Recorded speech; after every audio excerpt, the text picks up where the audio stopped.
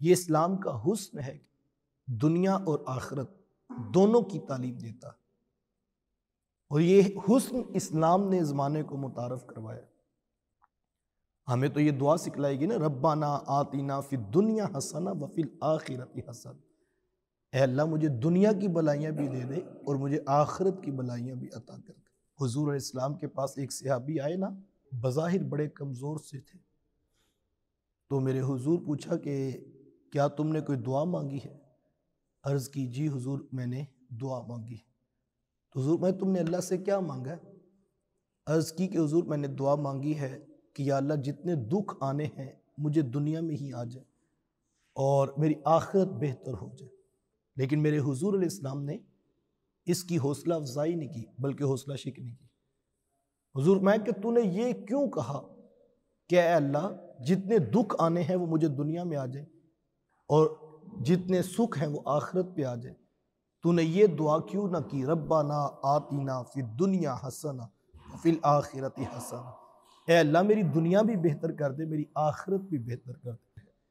اور دنیا جو ہے حضرت سفیان ثوری علیہ رحمہ فرمایا کرتے تھے کہ اس دور کے اندر دنیا کا مال جو ہے وہ مومن کے لیے ڈھال ہے، اور میں اگر ہمارے پاس دنیا کا مال نہ ہوتا تو بادشاہ ہمیں رومال کی طرح استعمال کر لے۔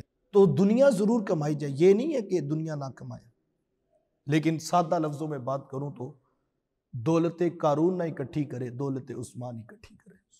یہ 100 باتوں کی ایک بات مجھے اور آپ کو نظریہ دیا گیا۔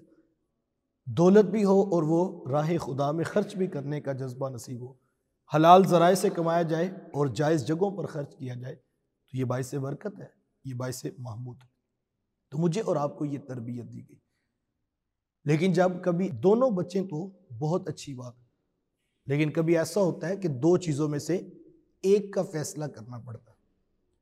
اگر دنیا بچائیں تو آخرت میں نقصان ہوتا ہے، آخرت بچائیں تو دنیا میں نقصان ہوتا ہے۔ تو یہ بظاہر دو چیزوں میں ہمیں فیصلہ کرنا پڑ جاتا ہے، پھر اس وقت میں نے اور آپ نے جو ترجیح ہے وہ آخرت کو دینی ہے، چونکہ وہ دائمی ہے، وہ ہمیشہ رہنے والی زندگی ہے۔